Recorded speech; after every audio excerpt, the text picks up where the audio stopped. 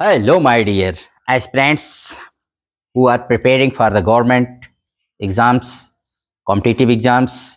This session is going to be very useful and very useful for those. So let us start our this session because I have brought the collection of 1 week from 2nd September to 8th September 2024 on the basis of GK, GS and current affairs, mostly current affairs, but with that current affairs जो भी हमारे GK GS के questions बनते हैं उसको भी हमने आपको यहाँ पर कलेक्ट किया हुआ है। तो लेट अस स्टार्ट।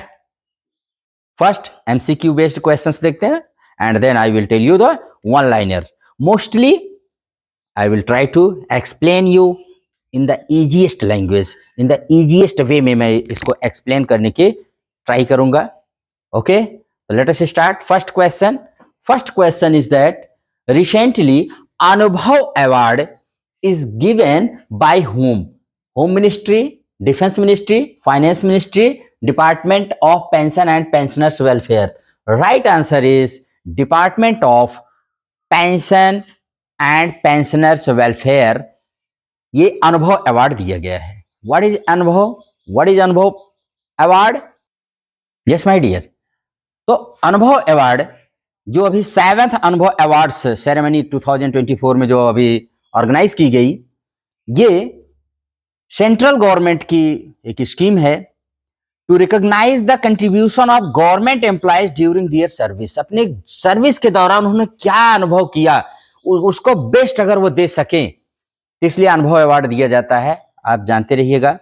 अनुभव portal serves as online platform for the retired government employers to share their experiences. भाई सर्विस करता है तो व्यक्ति बहुत कुछ फील करता है। जैसे मैं टीचिंग लाइन में हूं, टीचिंग लाइन में या टीचिंग एरिया में जो भी प्रॉब्लम आती है, क्या क्या प्रॉब्लम आती है, तो कुछ ना कुछ तो मेरे पास रहता ही है। उसको मैं शेयर कर सकता हूँ, एक्सपीरियंस अपना मैं बता सकता हूँ related to college, related to students. तो इसी को शेयर करने के लिए गवर्नमेंट जानने के लिए गवर्नमेंट ने अनुभव पोर्टल स्टार्ट किया, अनुभव अवार्ड स्टार्ट किया। इट वाज स्टार्टेड इन 2015 में स्टार्ट किया गया था। तो जानते रहिएगा कौन देता है? Department of pension and pensioners welfare, central government का है। Next question is Which Foundation Day of NCERT celebrated recently? NCERT तो आप जानते हैं वेरी इंपॉर्टेंट, भारत का सबसे बड़ा अगर शिक्षा का कोई बॉडी है तो दैट इज एनसीईआरटी है, जो पूरे गवर्नमेंट को बुक्स से, करिकुलम से, सारी चीजों पर रिलेटेड इश्यूज पर गवर्नमेंट को एडवाइस करती है। और एनसीईआरटी जिसका फुल फॉर्म होता है national council of educational research and training, राष्ट्रीय शैक्षिक अनुसंधान में प्रशिक्षण परिषद। अभी कह रहे हैं इसने अपना फाउंडेशन डे कौन सा मनाया, कौन सा सेलिब्रेट किया 2024 में। तो जानते रहे फाउंडेशन डे किसी भी इंस्टीट्यूशन, किसी भी कॉलेज या किसी भी बॉडी या किसी भी ऑर्गेनाइजेशन का जो फाउंडेशन डे होता है that is very important because it is just like your birthday. जैसे हम अपना बर्थडे सेलिब्रेट करते हैं ना, वैसे ही फाउंडेशन डे किसी भी ऑर्गेनाइजेशन का बहुत इंपॉर्टेंट होता है। आपके एग्जाम में ये ऑफन फ्रिक्वेंटली आस्क किया जाता है। तो इसका ए में है 16th, बी में 17th, सी में है 64th एंड डी में है 71।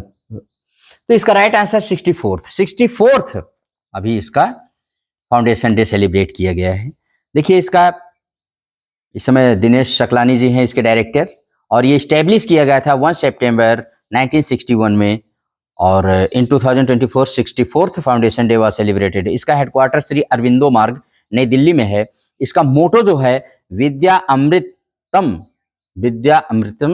मस नुते, संस्कृत में है। 3 स्वांस, इसके जब लोगो आप देखेंगे तो उसमें 3 स्वांस बने हुए हैं जो प्रशिक्षण, विस्तार और अनुसंधान व विकास को शो करते हैं। सीबीएसई जो एक बोर्ड है पूरे देश का, सरकारी बोर्ड सेंट्रल गवर्नमेंट का, उसका मोटो है अस्तो मा सद्गमय। वैसे जो भी ये बुक्स रिकमेंड करते हैं, मैंने कहा बुक्स, टेक्स्ट बुक और इससे सारे रिलेटेड, एजुकेशन से रिलेटेड सारी समस्याओं जो भी बातें होती हैं, न्यू बुक्स बनाना है, एनसीएफ का बनाना, जैसे अभी इस समय एनसीएफ 2023 आया है, एनईपी बनी है, तो इसके अकॉर्डिंग से एनसीईआरटी तैयार करती है सब कुछ। बहुत इंपॉर्टेंट है। NCERT is an autonomous organisation that provides education and certification program in India. It advises government of India on education policy and improve the quality of school education. School education की पूरी quality बताने के लिए ये रहती है. Next question हम लोग देखते हैं. Question number 3. Who launched bio E3 policy recently? Central government, UP government, MP government, none. तो इसका राइट आंसर ए है, सेंट्रल गवर्नमेंट. सेंट्रल गवर्नमेंट ने अभी बायो E3 पॉलिसी को लॉन्च किया है. बायो E3 का मतलब वहां पर है इकोनॉमी, एनवायरमेंट एंड एम्प्लॉयमेंट. और this will strengthen the governments initiatives like net zero and environment friendly lifestyle. तो E3 के जरिए भारत सरकार बहुत ही ज्यादा अपना डेवलप करेगी और नेचर को, एनवायरमेंट को ध्यान में रखते हुए.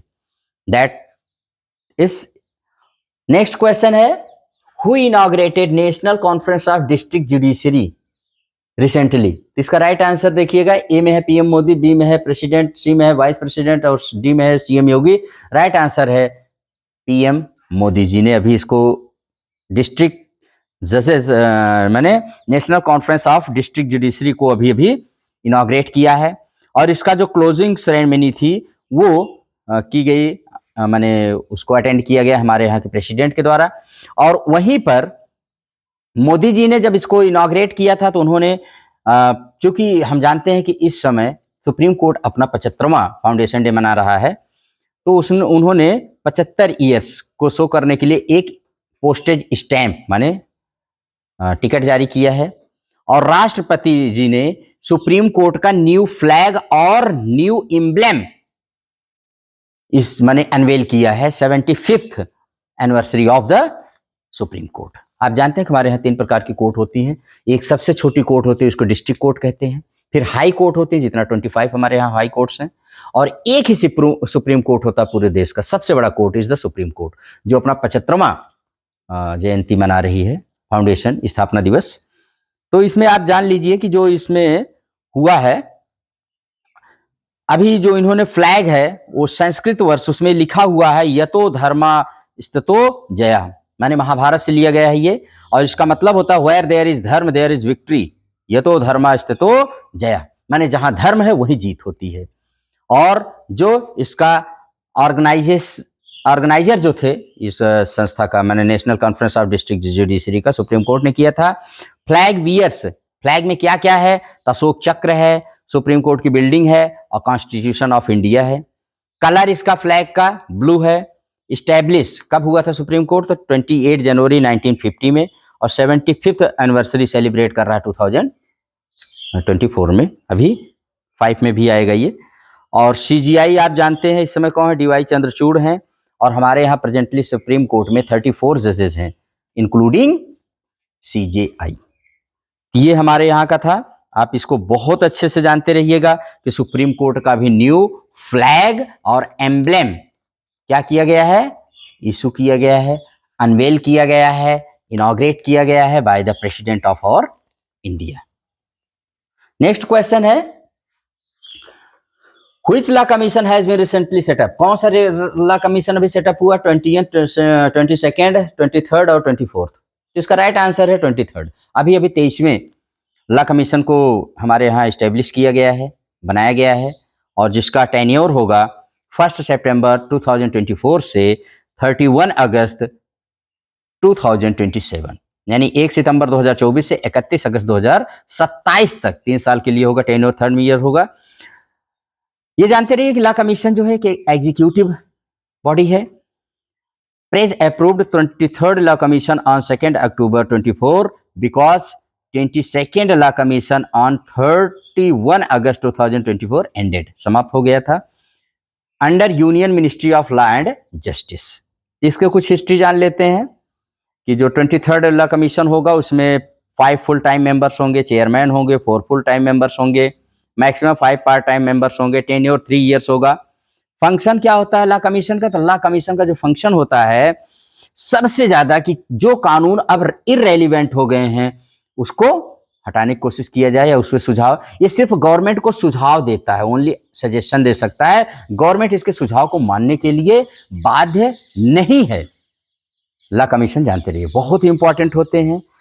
तो सबसे पहला ला कमीशन भारत में 1834 में बना था। चेयरमैन थे Lord Thomas Babington Macaulay. Macaulay जिसने सीआरपीसी आईपीसी धाराएं लिखी थी, जो अब नए कानून के तहत दूसरे नाम दे दिया गया है इनको। और ब्रिटिश ड्यूरिंग पीरियड 4 ला कमीशन 1834, 1853, 1861 और 1879 किए गए थे। आफ्टर इंडिपेंडेंस, भारत की जब इंडिपेंडेंस मिल गई तो उसके बाद भारत में पहला ला कमीशन जो इस्टेब्लिश किया गया था वो 1955 में किया गया था। और इसके जो हेड थे, चेयरमैन थे, वो एमसी सीतल वार्ड थे। बहुत इंपॉर्टेंट है। और तब से लेकर के अब तक 22 क्या अब तो 23वां ला कमीशन इस्टेब्लिश कर दिया गया है। 1955 से अब तक 22 ला कमीशन गठित हो चुके हैं, 23वां बनाया गया है जो 2027 तक चलेगा। और मैंने कहा इसका सबसे अच्छा काम है कि सरकार को लॉ से रिलेटेड सुझाव देना। अब सरकार उसको फॉलो करती है नहीं करती है, उसको मानती है नहीं मानती है, तो सरकार पर डिपेंड करता है। लेकिन आप इसको जानते रहिए कि सारे कानूनों को ये रिव्यू करता है। और चूंकि इसकी बात को सरकार और पूरे देश की जनता बहुत गौर करती है, बहुत ही, क्यों? क्योंकि इसके जो मेंबर्स होते हैं, चेयरमैन होते हैं, दे आर रिटायर्ड जजेस of the high court and supreme court के होते हैं। तो अगर वो कोई बात बताते हैं तो उसको बहुत सुना जाता है, बहुत अटेंटिवली उसको सुना जाता है, फॉलो किया जाता है। तो बहुत ही इंपॉर्टेंट होता है। इसके सजेशंस जो होते हैं, amendments are for laws requiring changes, समय के अनुसार लॉ को भी बदलना चाहिए, इसीलिए लॉ कमीशन समय समय पर लाया जाता है। Very very important, super important question. Next है, recently finance ministry has given Navratna status to how many companies? कितनी कंपनीज को इन्होंने दिया है? तो भाई इसको आप ए में है 4, बी में है 5, सी में है 6 और डी में है 7, तो राइट आंसर 4 है। 4 अभी फाइनेंस मिनिस्ट्री ने दिया है 4 कंपनीज को, पीएसयू जो पब्लिक सेक्टर की हमारी जो होते हैं अंडरटेकिंग्स होती हैं, उनको नवरत्न। नवरत्न का मतलब होता है नवरत्न, मिनी रत्न, ये सब जो दिया जाता है उसमें एक फ्रीडम होती है उनको अपने ऑटोनोमस फील्ड में, उनको एक माने एक स्वायत्तता दी जाती है, इसी को शो करता है। तो नवरत्न उसमें टॉप में आते हैं। तो ये 4 को दिया है। नेक्स्ट है, recently PM Modi visited which 2 countries? अभी अभी पीएम मोदी ने कौन से 2 कंट्रीज को भाई विजिट किया? Nepal, Bhutan, Chennai, Sri Lanka, Brunei, Singapore, none. तो ब्रुनई और सिंगापुर का भी किया है। ब्रुनई आप जानते रहिए। तो ये दोनों पहले जान लीजिए, दोनों ही आसियान के मेंबर हैं और भारत की एक्ट ईस्ट पॉलिसी के लिए दोनों बहुत इंपॉर्टेंट हैं। 5वीं बार सिंगापुर गए हैं प्रधानमंत्री हमारे, और वहां पर उन्होंने first Thiruvalluvar centre, culture centre Singapore में मैंने इनॉग्रेट किया है तमिल कल्चर को बढ़ाने के लिए। थिरुवल्लुवर एक तमिल सेंट थे, पोएट और सेंट थे। इनकी एक थिरुकुरुल सैक्रेड कॉपलेट, जैसे अपने यहाँ कबीरदास के दोहे हैं वैसे इनके भी। तो तमिल कल्चर में तिरुवल्लुवर साहब बहुत ही मशहूर पोएट और संत हैं। तो इनके कल्चर को बढ़ाने के लिए, तमिल कल्चर को वर्ल्ड में बढ़ाने के लिए भारत सरकार क्या माने तिरुवल्लुवर कल्चर सेंटर सिंगापुर में ओपन किए हैं। और जान लीजिए, और सिंगापुर में 4 MOUs माने मेमोरेंडम ऑफ अंडरस्टैंडिंग्स और बहुत सारे माने वहाँ पर एग्रीमेंट्स साइन किए गए हैं। 4 MOUs साइन किए गए हैं। ये 5th विजिट है पीएम मोदी जी की सिंगापुर में। और from strategic partnership to comprehensive strategic partnership की बात इसमें की गई है कि हम स्ट्रेटेजिक से होकर के कॉम्प्रिहेंसिव तक जाए, विस्तृत हो जाए, विस्तृत क्षेत्र में हम लोग एग्रीमेंट करें। आप जानते हैं सिंगापुर में सबसे ज़्यादा चाइनीज हैं, उसके बाद मलय लोग हैं और उसके बाद नंबर 3 पर भारतीय लोग हैं।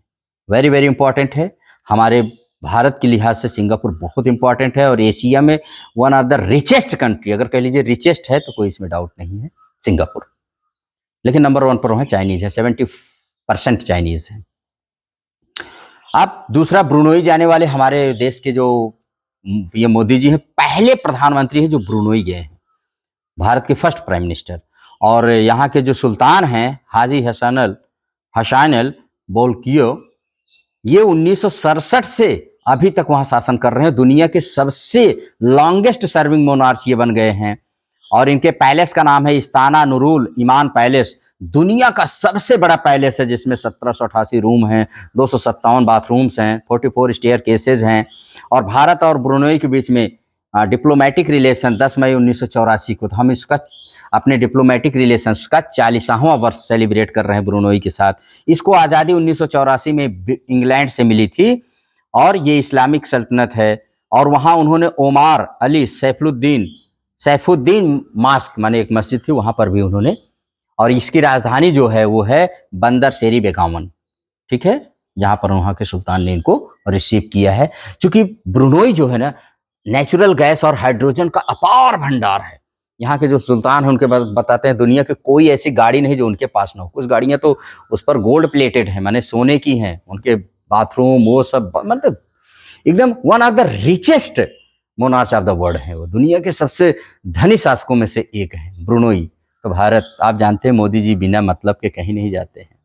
तो वहाँ के जो नेचुरल रिसोर्सेज हैं, जो वहाँ हाइड्रोजन के जो अपार संभावनाएं हैं, कहीं ना कहीं भारत उसमें अपने भविष्य को तलाशते हुए, जो बहुत इंपॉर्टेंट है भारत के लिए, वहाँ पर इन्होंने विजिट किया है।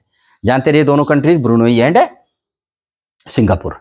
Next is who inaugurated Vishwa Shanti Buddha Vihar and where. इसका पीएम मोदी, डी में है परवेज president of India, vice president none. तो राइट आंसर है प्रेसिडेंट ऑफ इंडिया ने अभी अभी इसको इनॉग्रेट किया है महाराष्ट्र में। कहाँ किया है? महाराष्ट्र में किया है प्रेसिडेंट के द्वारा। क्या?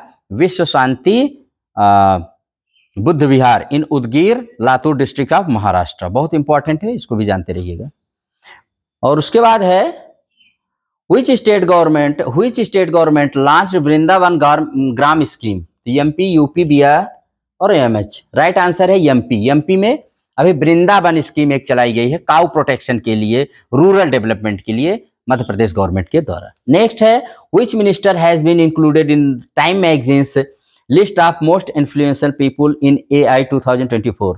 सीतारमण, अमित शाह जी, राजनाथ सिंह, अश्विनी वैष्णव। तो अश्विनी वैष्णव विद अनिल कपूर एक्टर हैं, जो इनको टाइम मैगजीन की लिस्ट में most influential people in AI 2024 में इनको इंक्लूड किया गया है। जानते रहिए, वेरी वेरी इंपॉर्टेंट है ये भी। Which state government announced 33 reservation for women in the police force. 11 question है। UP, MP, RJ, Bihar. तो राइट आंसर है राजस्थान ने कहा कि भाई हमारे यहाँ पुलिस फोर्स में 33% महिलाएं के लिए सीट आरक्षित होगी। नेक्स्ट हमारा देखते हैं in which city of UP 3-day arm forces festival is being organized. तो लखनऊ, कानपुर, प्रयागराज, वाराणसी। राइट आंसर है लखनऊ। लखनऊ में भी 3 दिवसीय हमारे यहाँ आर्म्ड फोर्सेस फेस्टिवल अभी ऑर्गेनाइज किया गया, that is very very important. और यूपी में अभी और कुछ भी है। अभी अभी हमारे यहाँ के वाइस प्रेसिडेंट ने गोरखपुर में सैनिक स्कूल को इनाग्रेट किया है विद सीएम योगी आदित्यनाथ जी के द्वारा के साथ इनाग्रेट किया है, वो भी साथ में थे। With which country Indian navy conducted Varun exercise. Varun exercise किस कंट्री के साथ? ए में है यूएसए, बी में है रशिया, सी में है फ्रांस और डी में है नेपाल। राइट आंसर है फ्रांस। फ्रांस के साथ अभी हमने वरुण एक्सरसाइज इंडियन नेवी ने कंडक्ट किया है। ये कौन सा है भाई? तो वरुण एक्सरसाइज जो हमारे यहाँ कंडक्ट की गई है, ये इसका 22nd एडिशन है। ये स्टार्टेड हुआ था 1993 में। और नेक्स्ट है who has been appointed as the chairperson of UP women's commission.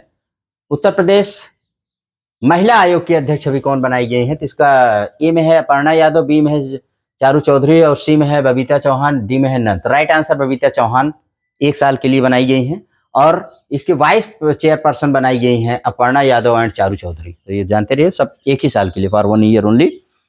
Next है who is the oldest Indian to swim across the English Channel alone. English Channel को अलोन अकेले पार करने वाले सबसे ओल्डेस्ट इंडियन कौन बने हैं स्विमर? तो इसका राइट आंसर होगा ए में है अमित, बी में है श्याम, सी में है राम और डी में है सिद्धार्थ अग्रवाल। राइट आंसर है Siddharth Agarwal is right answer. UP CM has announced to open how many football stadiums in UP. अभी अभी यूपी सीएम ने, श्री योगी आदित्यनाथ जी ने, कितने फुटबॉल स्टेडियम्स उत्तर प्रदेश में खोलने की मैंने अनाउंस किया है? तो ए में है 10, बी में है 15 और सी में है 18, डी में है 20। Right answer is 18। 18 new football stadiums will be opened in UP recently. It has been declared, it has been announced by the CM Yogi ji. Which country recently conducted विषाणु युद्ध अभ्यास? India, China, Nepal and Bhutan. Right answer is a, India. India ने विषाणु, विषाणु क्या होता है भाई जान लीजिए। तो ये जो होते हैं to address the threat of zoonotic diseases, zoonotic disease वो होती हैं जो पशुओं से मनुष्यों में आती है, उस बीमारी को हम जोनोटिक डिजीजेस कहते हैं। तो उसको कंट्रोल करने के लिए अभी भारत ने कौन सा अभ्यास किया है? उसका नाम है विषाणु युद्ध अभ्यास कंडक्ट किया है, ताकि पशुओं से आने वाली बीमारी मनुष्यों में ना हो पाए। And next is when world coconut day is celebrated? 2nd October, 3rd September, 4th September and 5th September. Right answer is 2nd September, 2nd September। क्यों? क्योंकि 2nd अक्टूबर 1969 को APPCC का गठन हुआ था। क्या है APPCC? ये ऐसे कंट्रीज का ग्रुप है एशिया और प्रशांत क्षेत्र में जो कोकोनट को पैदा करते हैं। एशियन एंड APCC मतलब होता है Asian and Pacific coconut community, represents 19 countries of Asia Pacific region coconut producing countries। Coconut producing countries का एक ग्रुप है। इसकी स्थापना 2 सितंबर 1969 को हुई थी, इसलिए हर साल 2 सितंबर को वर्ल्ड कोकोनट डे मनाया जाता है। नेक्स्ट है when national teachers day is celebrated? तो अब आप जानते हैं कि नेशनल टीचर्स डे हर साल कब मनाया जाता है भाई? 5 सितंबर को। किसका बर्थ एनिवर्सरी होती है? डॉक्टर सर्वपल्ली राधाकृष्णन की होती है। और 1962 में जब वो प्रेसिडेंट बने भारत के, सेकंड प्रेसिडेंट, तब उनके स्टूडेंट्स ने कहा सर हम आपका बर्थडे सेलिब्रेट करते हैं। तो उन्होंने कहा कि आप मेरा बर्थडे नहीं, मेरे बर्थडे को आप टीचर्स डे के रूप में सेलिब्रेट करें तो मुझे बहुत खुशी होगी। और तब से ये मनाया जा रहा है। इस साल की थीम है empowering teachers for a sustainable future. Empowering teachers for a sustainable future. Alexander the Great, Sikandar महान ने एक बार कहा था, I am indebted to my father for living but to my teacher for living well. ठीक है। और राधा कृष्णन कहते हैं when we think we know we cease to learn. जब हम ये सोचते हैं कि हमको बहुत हो गया है, बहुत हम जान लिए हैं, तो हमारे अपना पतन शुरू हो जाता है। ठीक है। और उन्होंने ये भी कहा था life of Joy and happiness is possible only in the basis of knowledge and science, on the basis of knowledge and science. तो आप इनको भी अच्छे से जानते रहिएगा, वेरी इंपॉर्टेंट है हमारे भाई। और लास्ट क्वेश्चन है which month of the year is celebrated पोषण माह? पोषण माह किस माह को मनाया जाता है? ए में है तो सितंबर, बी में है जुलाई, सी में है अगस्त, डी में है नवंबर। राइट आंसर सितंबर। सितंबर माह को हम लोग क्या मनाते हैं भाई? पोषण माह के रूप में मनाते हैं। इसकी स्टार्टिंग जो हुई थी वो 2000 8 मार्च 2018 से राजस्थान के झुंझुनू जिले से पीएम मोदी जी ने किया था। इसमें हमारे 6 वर्ष से कम के बच्चों, किशोरियों, महिलाओं को जिनके अंदर तमाम तरह की डिजीजेज हो जाती हैं पोषण की कमी से वजह से, लैक ऑफ न्यूट्रिशन, तो उसको जागरूक करने के लिए, to aware all the people of India, ये पोषण माह हमारा जो सितंबर चल रहा है इसको मनाया जाता है। और इसमें आप जानते हैं कि 1 से 7 सितंबर तक हर साल भारत में नेशनल न्यूट्रिशन वीक माने राष्ट्रीय पोषण सप्ताह भी मनाया जाता है हर साल 1 से 7 सितंबर तक। इस साल की थीम है सभी के लिए पौष्टिक आहार। और सितंबर मंथ जो पोषण माह के रूप में मनाया जाता है उसका 2024 की थीम है पूरक आहार। Very very important. और एक चीज यहाँ पर और जानते रहिए कि 7th foundation day of IPPB, India post payments bank, जिसकी इस्टेब्लिश किया गया था सितंबर 2, 2018 में बाय पीएम मोदी, उसने अपना भी 7वां फाउंडेशन डे सेलिब्रेट किया। ये हमारे थे आज के MCQ बेस्ड। अब इसमें वन लाइनर्स आपको जल्दी से बता देते हैं और ताकि इस क्लास को हम जल्दी से, रविंद्र जडेजा इंडियन क्रिकेटर जिन्होंने अभी बीजेपी ज्वाइन कर लिया है। त्रिपुरा के NLFT व ATTF जो सबसे बड़े सशस्त्र संगठन थे, इन्होंने भारत सरकार और त्रिपुरा के साथ समझौता कर लिया है। अब ये प्रगति में आ जाएंगे। NLFT का मतलब होता है नेशनल लिबरेशन फ्रंट त्रिपुरा और ATTF का है ऑल त्रिपुरा टाइगर्स फोर्स। और प्रेसिडेंट ने 3 सितंबर 2024 को दिल्ली के LG की शक्तियां भाई बढ़ा दिया है, ये भी जानते रहिएगा। द मिनिस्ट्री ऑफ पंचायती राज ने अभी IIM अमृतसर के साथ एक 5 दिवसीय मैनेजमेंट डेवलपमेंट प्रोग्राम को मैंने कंडक्ट किया है। आप जानते हैं कि हमारे देश में इस समय 21 IIM हैं जहां पर हमको मैनेजमेंट की शिक्षा दी जाती है। सबसे पुराना मैनेजमेंट है IIM अहमदाबाद।